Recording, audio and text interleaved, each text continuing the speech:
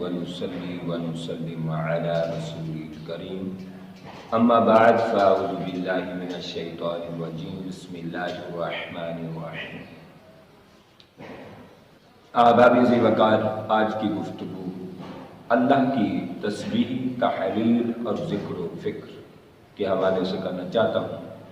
آقا علیہ السلام نے ارشاد فرمایا، صحیح ترمذی کی حدیث ہے، حضرت زبیر رضی اللہ تعالیٰ عنہ روایت فرماتے ہیں، آقا علیہ السلام نے فرمایا ہر صبح بندگان خدا کو ایک منادی ندا دیتا ہے اور وہ کہتا ہے کہ اٹھو اللہ کے بندے، اس شہنشاہ بڑے بادشاہ کی پاکیزگی بیان کر لو اور اس بادشاہ کی تسبیح و تحلیل کر لو، اس بڑے بادشاہ کائنات کے مالک و خالق کی ذکر و فکر کر لو۔ ہر صبح ندا دینے والے منادی اٹھاتا ہے۔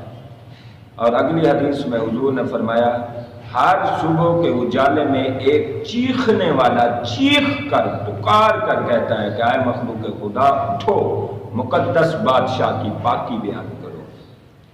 مسند ابی یعلا حضرت زبیر روایت کرتے ہیں، آقا علیہ السلام نے فرمایا، یہ طبرانی میں حدیث ہے، ابن مسعود رضی اللہ تعالیٰ عنہ روایت کرتے ہیں، فرمایا لیلۃ الاسراء میں یعنی شب معراج میں سیر کر رہا تھا، حضرت ابراہیم علیہ السلام سے ملاقات ہوئی۔ حضرت ابراہیم علیہ السلام نے فرمایا کہ حضور اپنی امت سے کہیں جنت میں کثرت سے درخت اگاتے جائیں، جنت میں درخت لگاتے جائیں۔ تو میں نے پوچھا وہ جنت کے درخت کیا ہیں؟ آپ نے فرمایا سبحان اللہ و بحمدہ، سبحان اللہ والحمد للہ ولا الہ الا اللہ واللہ اکبر۔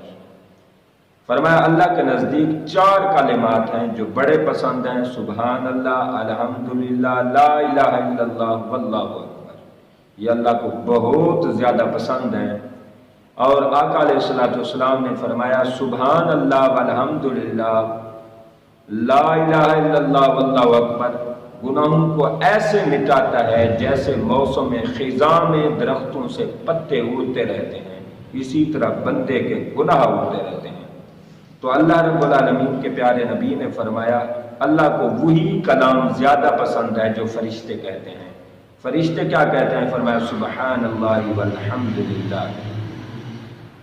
اسی طرح آقا علیہ السلام نے فرمایا جو سبحان اللہ و بحمدہ 100 بار کہتا ہے اس کو 1 بار کہنے کی 10 نیکیاں ملتی ہیں، اور جو 10 بار کہتا ہے اس کو 100 نیکیاں، اور جو 100 بار کہتا ہے اس کی 1000 نیکیاں۔ جو اس میں اضافہ کر دیتا ہے اللہ اس کے اجر میں اضافہ کر دیتا ہے، اور اللہ اس کی بخشش طلب کرنے پر بخش بھی دیتا ہے۔ لہذا اس طرح کے ذکر و اذکار آپ زیادہ سے زیادہ کریں۔ بچوں کو بھی چھٹیاں ہیں، آپ کو بھی چھٹیاں ہیں، اللہ کے ذکر کی طرف آپ زیادہ آئیں۔ کرونا وائرس جہاں اس کے نقصانات ہیں وہاں اس کے فوائد بھی ہیں، اس کے ثمرات بھی ہیں۔ فوائد یہ ہیں کہ اللہ کی عظمت ہمارے دل میں بیٹھ رہی ہے کہ اٹلی جیسے، امریکہ جیسے سپر پاور ملک، ترقی یافتہ ملک، بڑے عروج کے ممالک بھی آج بند ہیں۔ اس کا مطلب یہ ہمارا شہنشاہ اللہ کی عظمت کتنی بڑی ہے، چاہے تو 1 سیکنڈ میں ہر شے کو بند کر دے۔ تو یہ ہمارے لیے اللہ کی عظمت ہمارے دل میں اور زیادہ بڑھے گی۔ کرونا وائرس کا ایک فائدہ یہ ہے، اور دوسرا فائدہ یہ ہے یہ دکھ کے لمحات ہیں، بہت مصیبت کے لمحات ہیں، مشکل گھڑیاں ہیں، مشکل ساعتیں ہیں۔ مشکل ساعتوں میں اللہ جلد راضی ہوتا ہے اور اللہ بڑے بڑے انعامات فرما دیتا ہے، اللہ بڑے بڑے انعامات فرما دیتا ہے۔